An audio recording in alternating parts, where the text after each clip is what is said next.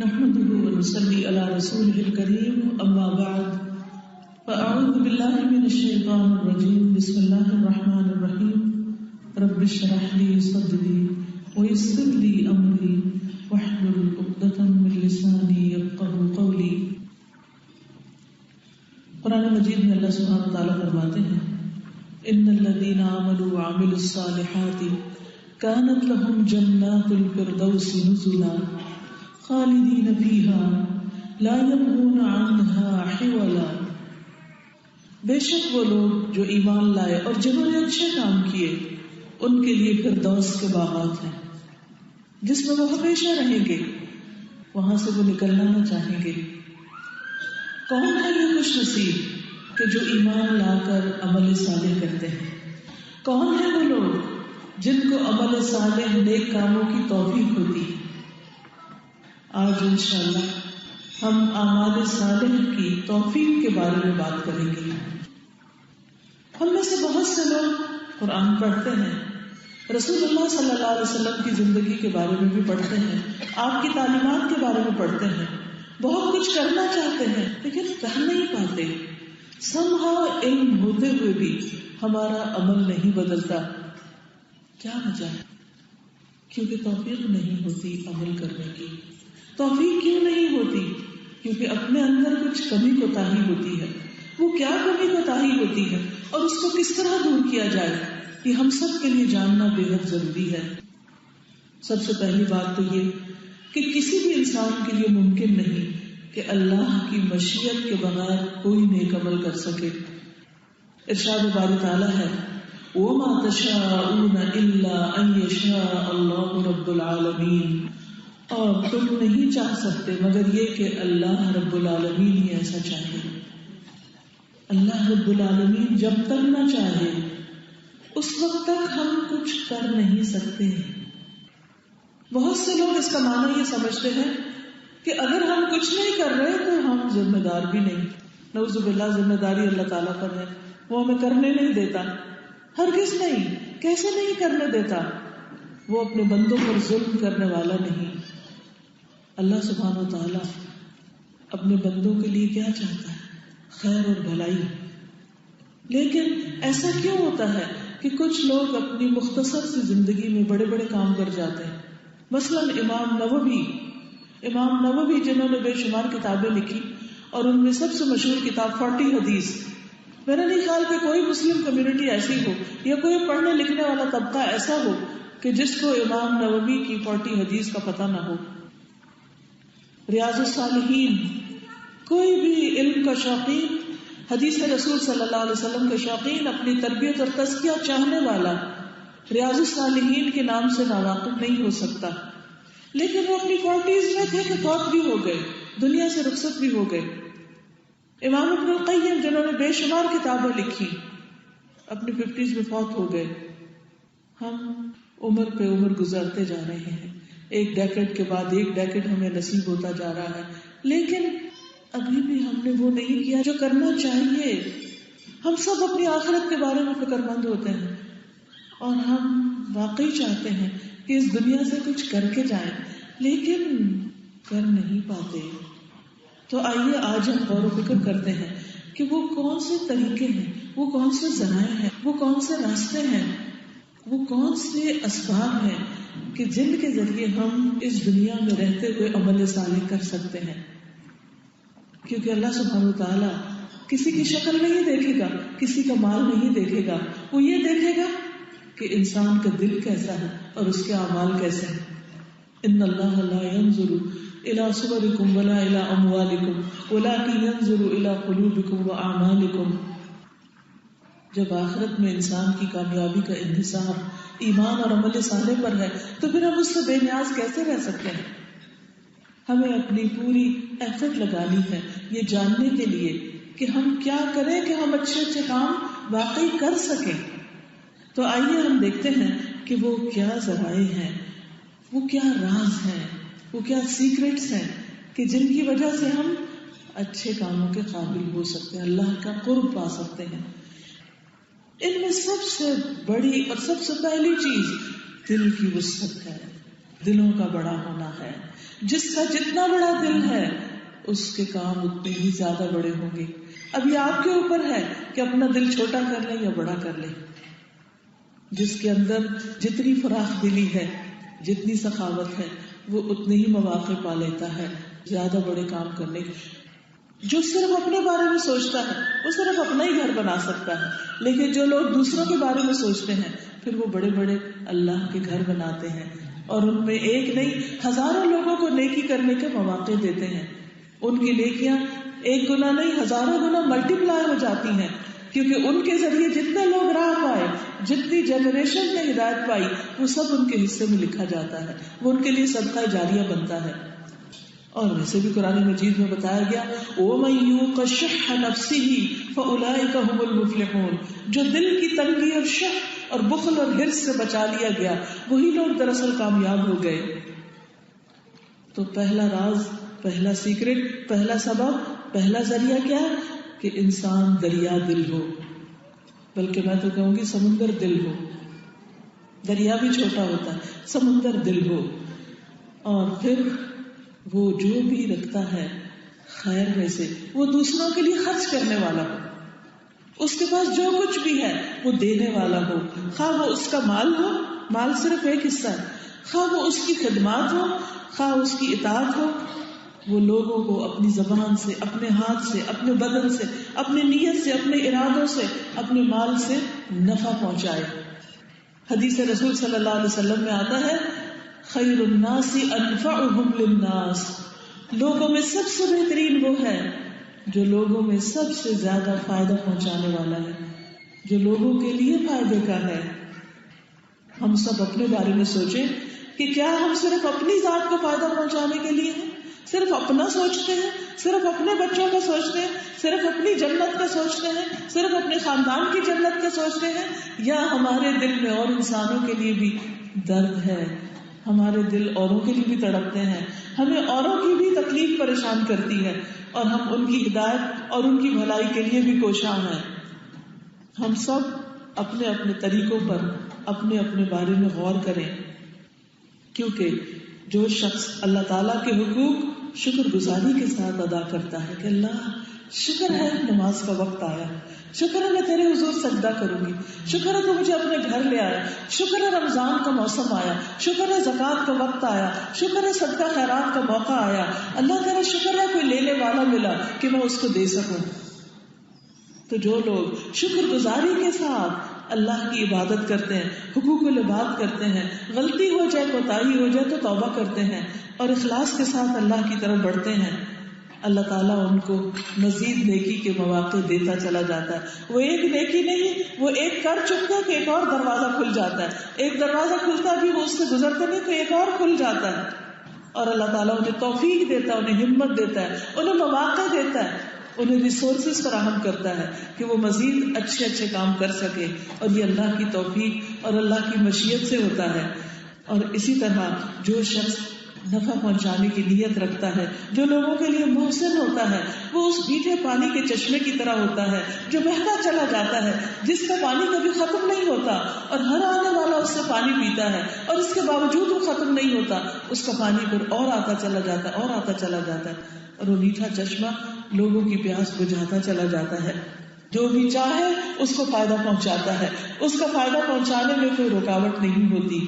وہ باعث نہیں ہوتا کہ میں اس کو تو فائدہ دوں گا اور اس کو نہیں دوں گا. وہ یہ نہیں سوچتا کہ یہ میرا دوست ہے تو اس کو فائدہ دوں گا اور وہ میرا دشمن ہے تو اس کو فائدہ نہیں دوں گا. وہ اپنے دوست اور دشمن سب کے لیے فائدے کا ہوتا ہے.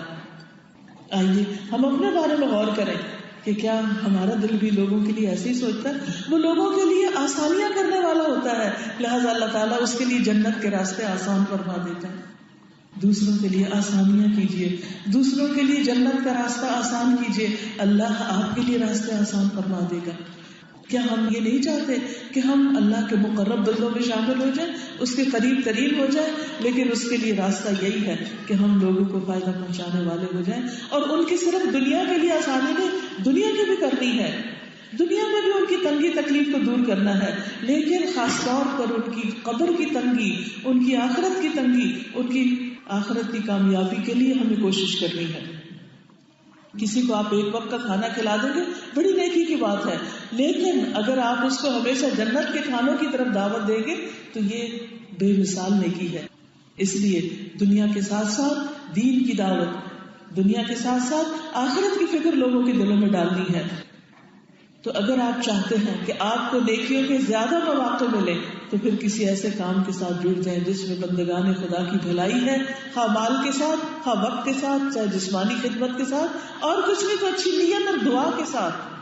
آپ ان لوگوں کے لیے دعائیں کر دیں جو اس کام کو کر رہے ہیں، آپ کا بھی حصہ پڑ جائے گا. لیکن یہ کون کرتا ہے؟ یہ وہی کرتا ہے جو دریا دل ہوتا ہے، جس کا دل بڑا ہوتا ہے. دوسرا سبب، دوسرا سیکرٹ، دوسرا ذریعہ تقویٰ. تقویٰ کا معنی ہوتا ہے بچنا. کس چیز سے بچنا؟ گناہوں سے بچنا، اللہ کی نافرمانی کے کاموں سے بچنا. جو شخص اللہ کی نافرمانی کے کاموں سے بچتا ہے، اللہ سبحانہ و تعالیٰ کا وعدہ ہے کہ میں اس کے لیے دنیا اور آخرت میں آسانیاں پیدا کر دوں گا. اس کو دنیا میں بھی نیکیوں کے بہت سے مواقع مل جاتے ہیں. سورۃ الطلاق آیت نمبر 2 میں اللہ تعالیٰ فرماتے ہیں وَمَن يَتَّقِ اللَّهَ يَجْعَل لَّهُ مَخْرَجًا. جو اللہ سے ڈرتا ہے، جو تقوی اختیار کرتا ہے، جو گناہوں سے بچتا ہے، جو انسانوں پر زیادتیاں کرنے سے بچتا ہے، اللہ تعالیٰ اس کے لیے ہر غم اور مشکل سے نکلنے کا راستہ بنا دیتا ہے. آپ دوسروں کو غم سے بچائیں، اللہ آپ کو غموں سے بچائے گا. آپ دوسروں کے لیے مشکل آسان کریں، اللہ سبحانہ و تعالیٰ آپ کے لیے آسانیاں پیدا کرے گا.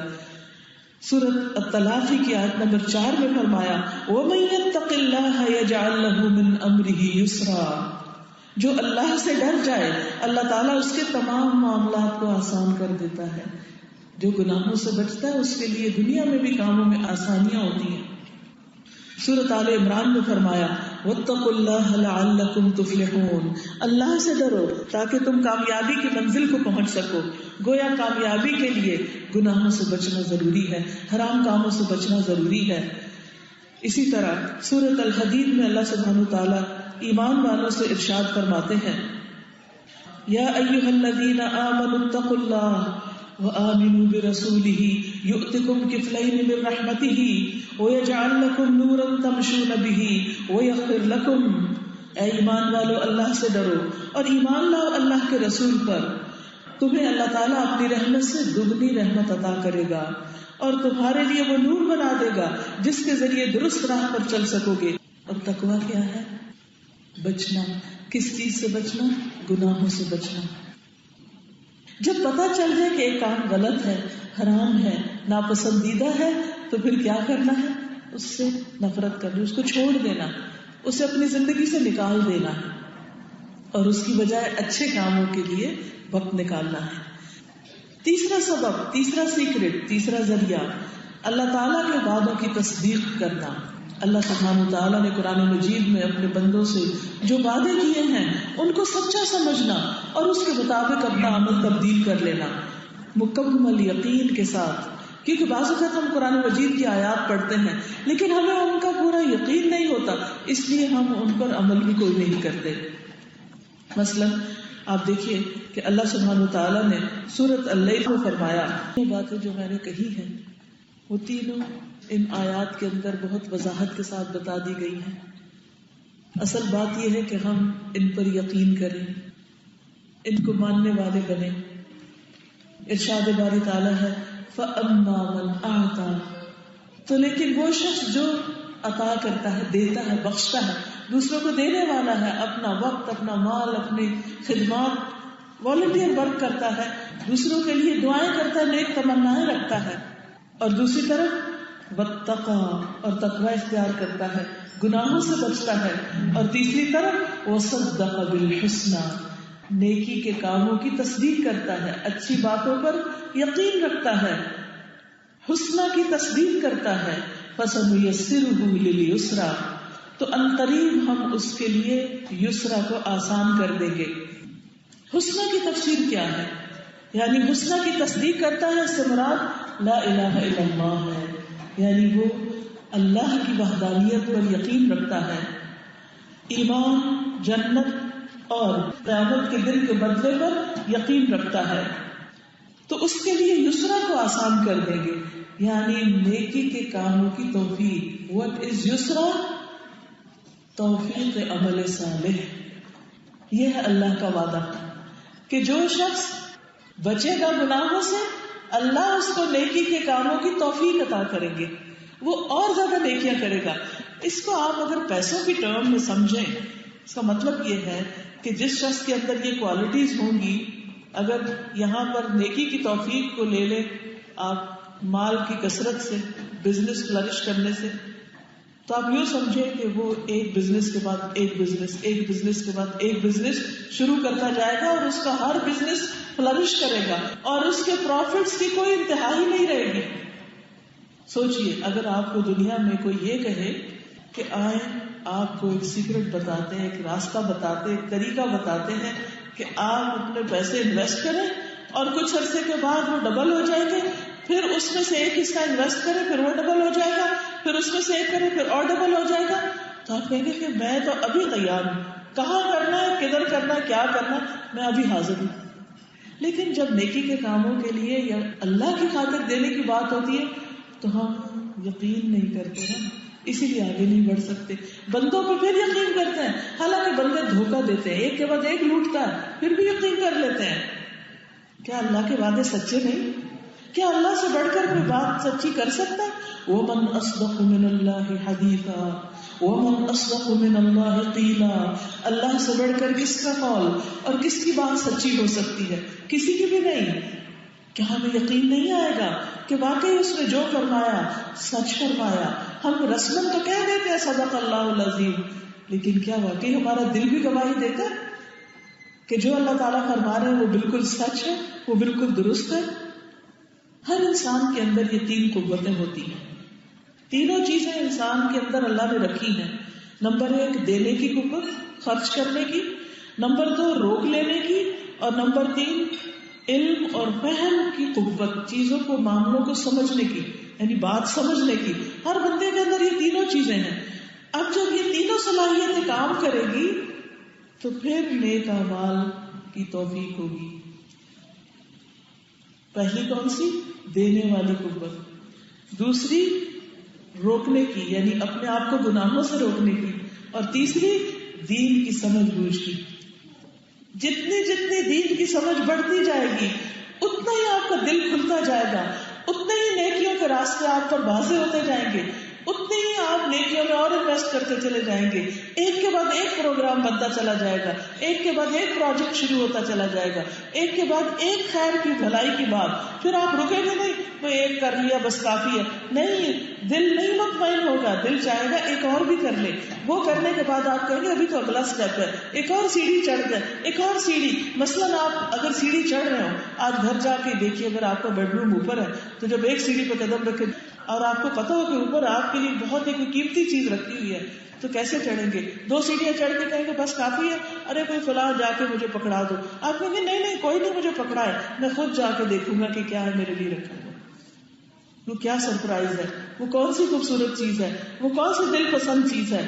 جنت بھی بہت بلند مقام ہے, اس پر جانے کے لیے رستے پہ بیٹھنا چاہیے اور چھوٹی جنت میں راضی نہ ہو جائیے, جنت الفردوس مانگیے اور اس کے لیے کوشش کرتے چلے جائیے. اور جنت الفردوس سے بھی آگے اللہ کی رضا اور اللہ کی ملاقات کا شوق مانگیے اور اس کے چہرے کے دیدار کے لیے تڑپیے. اور وہ بہت بلند منزل ہے, اس پر جانے کے لیے بہت سی سیڑھیاں چڑھنی ہیں. کسی ایک کام کے بعد اطمینان کی نیند نہ سو جائیے, کیونکہ اگر بیٹھ گئے یہ وہ راستہ ہے جس میں رک گئے تو رک نہیں سکتے, نیچے آ جائیں گے. اوپر جانے کے لیے مشقت ضرور ہے, لیکن اسی مشقت میں اللہ کی رضا ہے, اسی مشقت میں ہماری خیر اور بھلائی ہے. اور جو اوپر جاتا جائے گا اس کے لیے اور نیکیوں کے راستے کھلتے جائیں گے. اس کو اس مثال سے بھی سمجھیے. مثلا جب آپ زمین پہ بیٹھے ہوتے ہیں تو آپ کو تھوڑی چیزیں نظر آتی ہیں. مثال کے طور پر آپ لوگ جہاں بیٹھے فلور پر تو آپ کو چند لوگ نظر آ رہے ہیں. اب میں اس وقت جو بیٹھی ہوں تو میرا دیکھنے کا ریڈیس جو ہے وہ آپ سے زیادہ ہے, اور اگر کوئی یہاں چھت پہ چڑھ کے بیٹھ جائے تو اس کو اور زیادہ نظر آئے گا جو اس وقت مجھے بھی نہیں آ رہا. اور کوئی اگر اس سے بھی اوپر ٹاپ پہ چلا جائے, اسی لیے آپ دیکھیں کسی کی بھی سٹی ٹاور پہ جائے کسی بھی شہر کے تو آپ دیکھیں کہ وہاں سے پورا شہر کے باہر بھی نظر آ رہا ہوتا ہے. اور جب آپ اوپر سے اور اوپر سے دیکھتے ہیں تو پورا میپ نظر آ رہا ہوتا ہے. سیٹلائٹ سے دیکھتے ہیں, آپ زمین کی حدوں سے باہر نکل جاتے ہیں تو آپ کو زمین کے علاوہ اور بھی بہت کچھ نظر آنے لگتا ہے. تو جتنے اوپر جائیں گے اتنا ہی لگے گا ابھی تو کچھ کیا ہی نہیں, ابھی تو اور بھی کرنا ہے, ابھی تو یہ سب کچھ باقی ہے. آپ سب نے جہاز کا سفر کیا ہوگا اور آپ دیکھتے کہ جو جہاز اوپر اٹھتا ہے نیچے زیادہ دور دور تک نظر آنے لگتا ہے, تاکہ زمین کے کنارے ایک طرح سے نظر آنے لگتے اور آسمان کی وسعتیں نظر آنے لگتی. میں جب اوپر جاتی ہوں تو میں دیکھتی ہوں, پہاڑ پر بھی جاتی ہوں تو دیکھتی ہوں کہ اللہ اتنے گاؤں, اتنے شہر, اتنی زمین, ابھی تو میسج پہنچا ہی نہیں, ابھی تو بہت کچھ کرنا ہے. اور جب اپنی جگہ پہ بیٹھتے ہیں اپنے ببل کے اندر تو ہم کہتے ہیں بہت کچھ ہو گیا. یہ سیلف ڈسپشن ہوتی ہے. آپ ذرا سا اس سے اوپر باہر نکل کے دیکھیں, بہت کچھ کرنے کو ہے لیکن ہم کر نہیں رہے. نیکیاں کمانے کے بے شمار مواقع ہیں لیکن ہم فائدہ نہیں اٹھا رہے. بس ایک ایک بیج ڈالتے چلے جائیے, پھیلاتے چلے جائیے, دعویٰ کے لیے بھی نکلیے اور واپس پلٹا کے لوگوں کو مزید تعلیم دیجیے, ان کو تیار کیجیے اور اس کے بعد آگے مزید ان کو ہر جگہ نیکیاں بکھیرنے کے لیے آگے بڑھائیے, ان کو انکریج کیجیے. حرض المؤمنین, مومنوں کی ہمت بندھائیے.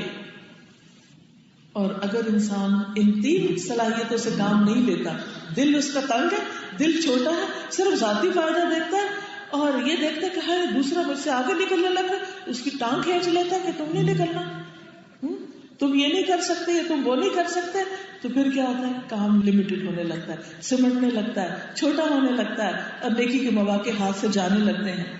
اسی طرح انسان اگر گناہوں سے نہیں بچتا, گناہوں میں پڑ جاتا ہے, تو اللہ تعالیٰ اس کو رزق کا دروازہ بھی بند کر دیتے ہیں اور اس کے ساتھ ساتھ خیر و بھلائی کے راستے اس میں بند ہونے لگتے ہیں. نیکی کے لیے دل تنگ ہونے لگتا ہے اور مشکلات زیادہ بڑھنے لگتی ہیں. اور پھر تیسری ہے علم اور فہم کی قوت, سمجھ کی قوت. یہ تقویٰ کے ساتھ ہے, واتقوا اللہ ویعلمکم اللہ, اللہ سے ڈرو, اللہ کا تقویٰ اختیار کرو, گناہ چھوڑ دو تو اللہ تمہیں اور علم عطا کرے گا, اللہ تمہیں سکھا دے گا, اللہ تمہیں بتا دے گا. بعض اوقات ہم انسانوں پہ بھروسہ کر رہے ہوتے ہیں کہ انسانوں میں کوئی چیز بتائیں, لیکن انسان تو خود فقیر ہے, پھر کون مدد کرے گا؟ اللہ سبحانہ وتعالیٰ. اللہ کی مدد کب آئے گی؟ جب آپ دینے والے ہوں گے. اللہ کی مدد کب آئے گی؟ جب آپ گناہوں سے بچنے والے ہوں گے. اللہ کی مدد کب آئے گی؟ جب آپ قرآن و سنت پر مزید علم حاصل کرتے چلے جائیں گے. نبی صلی اللہ علیہ وسلم کو اللہ سبحانہ وتعالیٰ فرماتے ہیں وقل رب زدنی علما, آپ فرما دیجئے, آپ کہہ دیجئے, آپ کہا کیجئے اے میرے رب میرے علم میں اور اضافہ فرما. اگر اللہ کے رسول صلی اللہ علیہ وسلم کو یہ دعا سکھائی گئی تو ہم سب کے لیے کیا حکم ہے کہ اب تک جو سیکھ لیا وہ کافی ہے ہمارے لیے؟ ہرگز نہیں. ہم سب کو سیلف گرومنگ کرنی ہے, آگے بڑھنا ہے. جو کچھ سیکھ لیا اس سے آگے سیکھنے کی ضرورت ہے تاکہ ہم مزید ترقی کر سکیں. دنیا میں لوگ کام کر کے, جاب کر کے, کوئی ڈگری کر کے فارغ ہو جاتے ہیں, ریٹائر ہو جاتے ہیں. عام طور پہ کیا ہوتا ہے, primary education, secondary, higher education اور اس کے بعد پوسٹ گریجویشن, پھر کہتے ہیں جب تو ہائیسٹ ڈگری لے لی اب کیا کریں. اچھا چلو سیلف اسٹڈی کر لیتے, کچھ ریسرچ کر لیتے, لیکن دنیا کی ڈگریاں تو ختم ہو جاتی ہیں, لیکن آخرت کی نہیں ختم ہوتی, اس علم کی کوئی ڈیپتھ ختم نہیں ہوتی.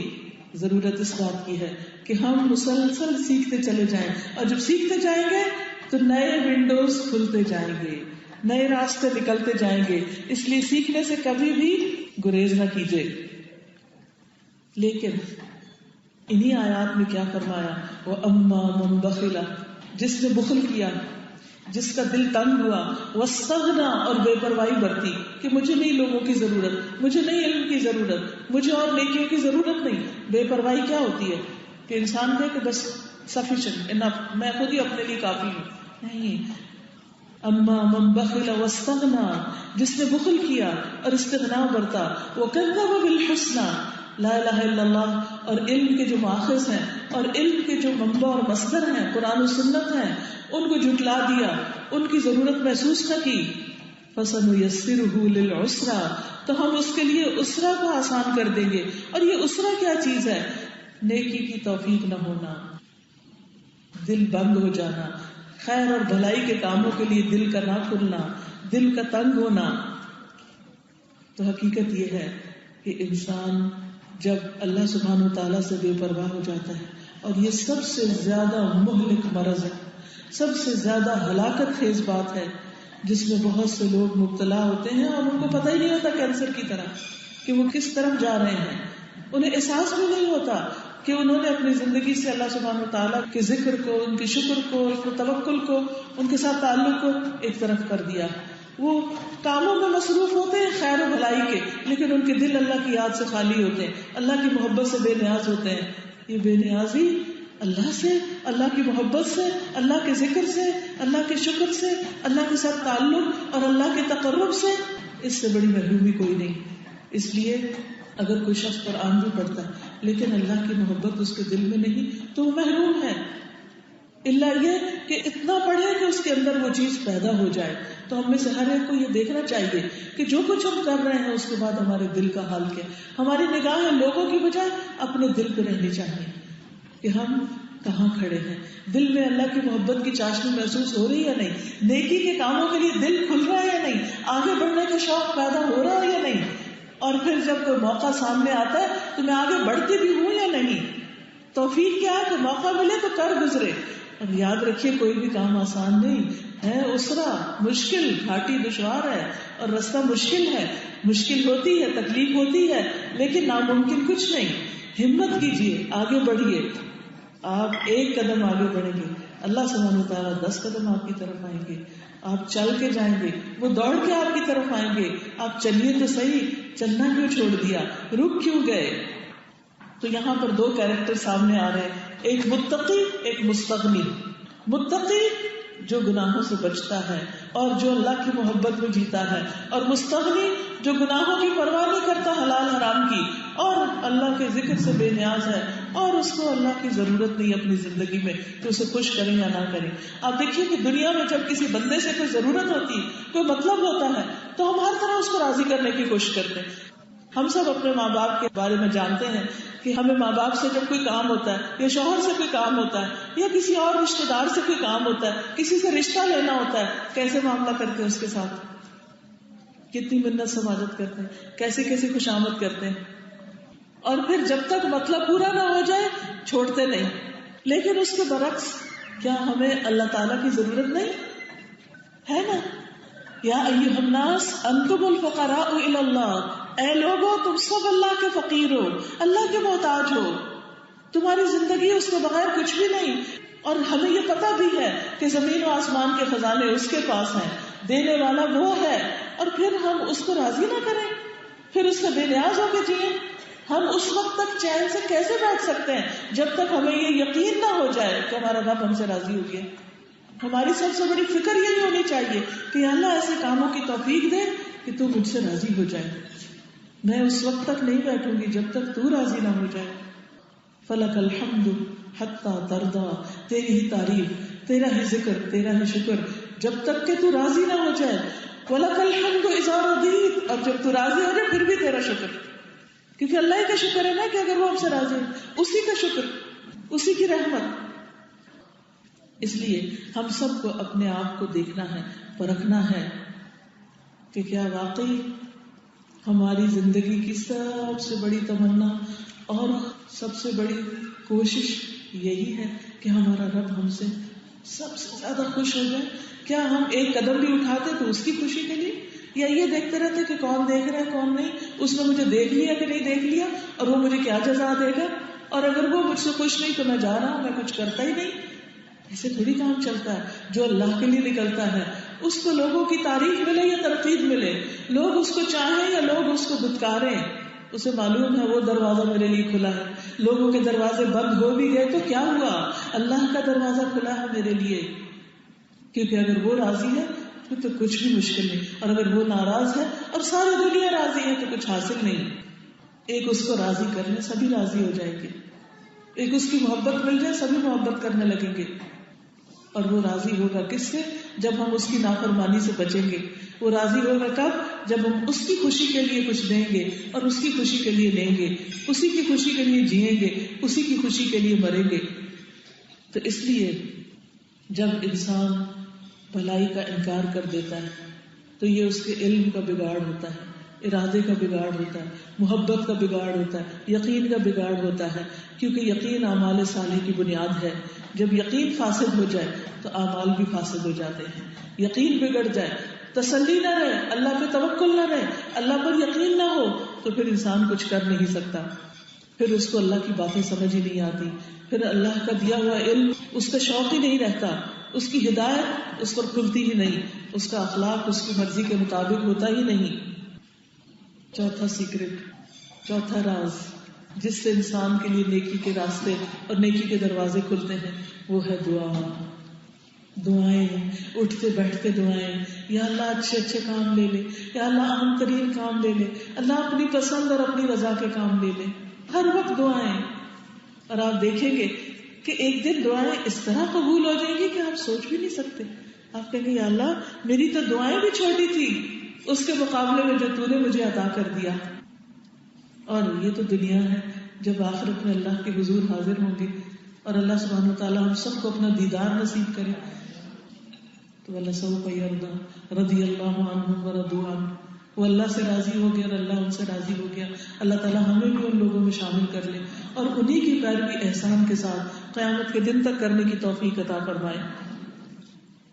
جہاں تک دعا کا تعلق ہے تو اس دعا میں ہمیں دعا مانگنی کیا چاہیے؟ وہ دعا ہونی چاہیے کہ اللہ ہمیں نیکی کے کاموں کی توفیق عطا فرما۔ رب اوزعنی ان اشکر نعمتک التی انعمت علی وعلی والدی وان اعمل صالحا ترضاہ واصلح لی فی ذریتی انی تبت الیک وانی من المسلمین، سورۃ الاحقاف آیت 15۔ اے میرے رب مجھے توفیق دے کہ تیری ان نعمتوں کا شکر ادا کر سکوں جو تو نے مجھ پر اور میرے والدین پر کی ہیں، اور یہ کہ میں وہ نیک اعمال کر سکوں جو تجھے پسند ہو، اور میرے لیے میری اولاد میں اصلاح کر دے۔ بے شک میں تیری طرف رجوع کرتا ہوں اور بے شک میں مسلمانوں میں سے ہوں۔ اس دعا کو اپنا بہترین ساتھی بنا لیجئے اور اٹھتے بیٹھتے ہر وقت اس دعا کو پڑھیے، کیونکہ یہ بہترین دعاؤں میں سے ہے۔ یہ وہ لوگ ہیں یعنی جو یہ دعائیں مانگتے ہیں، نتقبل عنہم احسن ما عملوا، ہم ان کے اچھے اچھے کاموں کو قبول کر لیں گے۔ جو یہ توفیق مانگتے ہیں انہیں توفیق بھی ملتی ہے اور پھر ان کے اعمال کی قبولیت ہوتی ہے۔ وَنَتَجَاوَزُ عَنْ سَيِّئَاتِهِمْ، اور ہم ان کی برائیوں سے، ان کی غلطیوں سے تجاوز کریں گے، ان کی غلطیوں کو بھی معاف فرما دیں گے۔ فی اصحاب الجنہ، جنت والوں میں شامل ہوں گے۔ وعد الصدق، سچا وعدہ ہے، پکا وعدہ ہے اللہ کا۔ الذی کانوا یوعدون، وہ جو وہ وعدہ دیے جاتے تھے۔ اللہ سے بڑھ کر اپنے وعدوں میں کون سچا ہو سکتا ہے؟ ومن اوفی بعہدہ من اللہ، اللہ سے بڑھ کے وعدے کون پکے کرتا ہے، کون وفا کرتا ہے، کون ان کو پورا کرتا ہے؟ اس لیے شیطان کے بہکاوے میں بالکل نہیں آنا، شیطان کے وسوسوں سے بالکل نہیں شکار ہونا، اور اللہ کے وعدوں پہ یقین رکھتے ہوئے نیکی کے راستوں پہ چلتے رہنا ہے، چاہے مشکل ہو، چاہے کانٹوں والے ہوں، چاہے اعتراضات ہوں، چاہے تنقیدیں ہوں، کچھ بھی ہو، لیکن اللہ کا راستہ نہیں چھوڑنا۔ رسول اللہ صلی اللہ علیہ وسلم نے فرمایا، اگر تم خوب اچھی طرح دعا کرنا چاہو تو یہ کہو، اللہم اعنا علی شکرک و ذکرک و حسن عبادتک، اے اللہ ہماری مدد فرما اپنے شکر پر، اپنے ذکر پر اور اپنی اچھی عبادت کرنے پر۔ اور ہر نماز کے بعد یہ دعا پڑھنی چاہیے۔ نبی صلی اللہ علیہ وسلم نے معاذ بن جبل کے کندھے پہ ہاتھ رکھ کے فرمایا تھا، اے معاذ میں تم سے محبت کرتا ہوں۔ ہر نماز کے بعد یہ کلمات کہنا مت بھولنا۔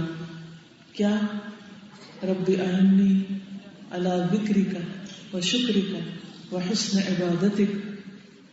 اسی طرح ایک اور حدیث میں آتا ہے، اللہم انی اسألک فعل الخیرات وترک المنکرات وحب المساکین وان تغفر لی وترحمنی واذا اردت فتنة قوم فتوفنی غیر مفتون۔ اے اللہ میں تجھ سے نیکیاں کرنے، برائیاں چھوڑنے کا سوال کرتا ہوں۔ اللہ مجھے توفیق دے کہ میں نیکیاں کروں اور برائیاں چھوڑ دوں، اور مسکینوں سے محبت کا سوال کرتا ہوں کہ میری محبت غریب لوگوں کے ساتھ ہو، کمزور لوگوں کے ساتھ ہو، بے سہارا لوگوں کے ساتھ ہو، اور یہ کہ تو مجھے بخش دے اور مجھ پر رحم فرما، اور اگر تو کسی قوم کو آزمانے کا ارادہ کر لے تو مجھے بغیر فتنے کے وہاں سے اٹھا لے، یعنی مجھے فتنے میں مبتلا نہ کرنا، کیونکہ انسان اگر کسی امتحان میں پڑ جائے، فتنے میں پڑ جائے تو اس سے نکلنا مشکل ہو جاتا ہے۔ حضرت عمر رضی اللہ عنہ فرمایا کرتے تھے، اے اللہ میرے تمام اعمال کو نیک کر دے، یعنی میں جو بھی کروں نیک ہی کروں. کتنی خوبصورت دعا ہے، ہمیں تو ایسی دعائیں سوچتی بھی نہیں. حضرت عمر کیا کہتے ہیں، اللہ میرے سارے عمل نیک ہوں، کوئی بھی اس میں برا نہ ہو، اور ان اعمال میں کسی دوسرے کا کوئی حصہ نہ ہو، سب کچھ خالی تیرے لیے ہو، صرف تجھ کو خوش کرنے کے لیے، صرف تجھے راضی کرنے کے لیے. تو دعا چوتھا سیکرٹ ہے، چوتھا سبب ہے، ذریعہ ہے کہ جس کے ذریعے انسان نیک اعمال کی پیک کو پہنچتا ہے. اور پھر پانچواں سبب، پانچویں بات، پانچویں چیز، اکل حلال، حلال رزق کھانا. رزق حلال بھی نیک کام میں مددگار ہوتا ہے. سورۃ المؤمنون کی آیت نمبر 60 میں اللہ سبحانہ وتعالیٰ فرماتے ہیں، یا ایھا الرسل، اے رسولو، کلوا من الطیبات، کلوا من الطیبات، پاکیزہ چیزوں میں سے کھاؤ، واعملوا صالحا، اور نیک عمل کرو، انی بما تعملون علیم، بے شک جو بھی تم عمل کرتے ہو میں اس کو دیکھنے والا ہوں. تو اس سے کیا پتہ چلتا ہے؟ اس سے پتہ یہ چلتا ہے کہ انسان جب حلال رزق کھاتا ہے، پاک چیز کھاتا ہے، صاف چیز کھاتا ہے، تو اس کے اندر ایک پاکیزگی اور تقویٰ پیدا ہوتا ہے، اور اس سے اسے نیکی کے کاموں کی توفیق ملتی ہے. حرام چیزیں جو ہیں وہ انسان کے دل کو سخت کر دیتی ہیں اور پھر نیکیوں کی توفیق چھن جاتی ہے اس سے. ابن کثیر کہتے ہیں، حلال کھانا عمل صالح کے لیے مددگار ہوتا ہے. من اکل الحلال اطاع اللہ شاء ام ابا، ومن اکل الحرام عصى اللہ شاء ام ابا. جس نے حلال کھایا اس نے اللہ کی اطاعت کی. حلال کھانا بھی اللہ کی فرما برداری ہے، یہ بھی نیکی کا کام ہے. کھانا رہے ہوتے ہیں لیکن عبادت کر رہے ہوتے ہیں، اور ایسا کرنے والا خواہ چاہے یا نہ چاہے، یعنی حلال کھانے والا خود بخود نیکی کی طرف گامزن ہو جاتا ہے، اور حرام کھانے والا برائی کی طرف مائل ہو جاتا ہے. تو رزق حرام جو ہے یہ بڑی خرابیوں کا پیش خیمہ ہوتا ہے. تو انسان جو کام کرے دیکھ بھال کے کرے کہ اس میں حرام نہ ہو، اور اگر پتہ چل جائے تو اس کو چھوڑ دے، اللہ اس کے عوض اور زیادہ بہتر رزق اس کو عطا کرے گا.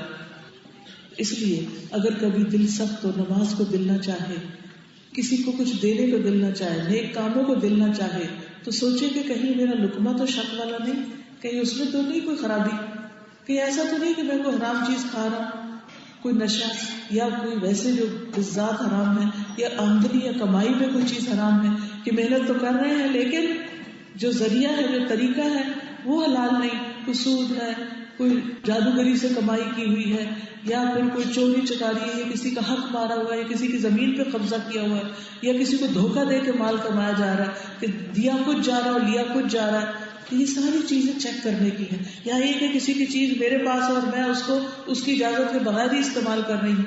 تو اپنے سورس آف انکم اور وٹ ایور یو ایٹ اس کے اوپر ضرور نظر رکھیں. تو انشاءاللہ جب وہ حلال کا ہوگا تو نیکیاں، جیسے آتا نا میٹھے چشمے سے پانی بہتا جاتا ہے، ایسے ہی آپ کے اندر سے نیکی اور خیر اور بھلائی پھوٹتی چلی جائے گی. ہر لمحہ آپ کو نیکی کی توفیق ہوتی چلی جائے گی. اور حلال میں صرف کھانا ہی نہیں بلکہ لباس بھی اور باقی جو ضروریات ہیں ان کے اندر بھی اس چیز کا خیال رکھا جائے. اور پھر یہ کہ شبہ والی چیز کو بھی چھوڑا جائے، پتہ نہیں حلال ہے یا حرام ہے. اب مثلاً بیکری کی چیزیں ہیں، یا بسکٹس ہیں، یا اور چیزیں دیکھ بھال کے لیں. اور یہ کہ بچوں کے اندر بھی بعض اوقات ہم کہتے ہیں نا بچے بات نہیں سنتے، بچے بڑے نافرمان ہو گئے، بچے ہمارے ہاتھ نہیں آتے، قابو نہیں آتے. کبھی سوچیں ایسا تو نہیں کہ ان کو آپ حرام کھلا رہے ہیں، یا ان کو آپ نے حلال حرام کی تمیز نہیں بتائی اور وہ کہیں سے بھی کچھ بھی اٹھایا لیا اور کھا لیا. تو یہ نہیں ہونا چاہیے. بچوں کو بہت کلیئرلی حلال حرام کا فرق بتائیں اور اس معاملے میں کانشیس ہوں. چھٹا سیکرٹ، چھٹا سبب، چھٹا ذریعہ، لا یعنی فضول باتوں کو چھوڑنا، لغو چیزوں کو چھوڑنا. قد افلح المؤمنون الذین هم فی صلاتهم خاشعون والذین هم عن اللغو معرضون. یقیناً کامیاب ہو گئے وہ لوگ جو اپنی نمازوں میں خشوع اختیار کرتے ہیں. وہ مومن فلاح پا گئے جو نمازیں پوری عاجزی انکساری سے پڑھتے ہیں. اور وہ لوگ جو لغو سے بچنے والے، فضول گفتگو، لایانی باتوں سے محفوظ رکھتے ہیں اپنے آپ کو، کیونکہ انسان کے پاس وقت تو محدود ہے نا. اس زبان سے یا اللہ کا ذکر کریں گے یا چٹر چٹر باتیں کرتے چلے جائیں گے. ہر وقت چٹ چاٹ کبھی موبائل پہ، کبھی فون پہ، کبھی جو سامنے آ گیا اس سے ادھر بات ادھر بات، باتیں ختم ہی نہیں ہوتی. تو پھر اللہ کا ذکر کب ہوگا؟ اور جتنی باتیں زیادہ ہوتی ہیں اس میں گناہ کا احتمال بھی اتنا ہی زیادہ ہو جاتا ہے. تو اس لیے خاموشی اور لایانی چیزوں سے پرہیز یہ انسان کے لیے غور و فکر کے دروازے کھولتی اور نیک کاموں کے راستے کھولتی، کیونکہ بے فائدہ چیزوں کو چھوڑنا جو ہے انسان کی انرجی کو بچاتا ہے. پھر وہ انرجی، وہ وقت، وہ سوچ کسی اچھے کام میں لگتی.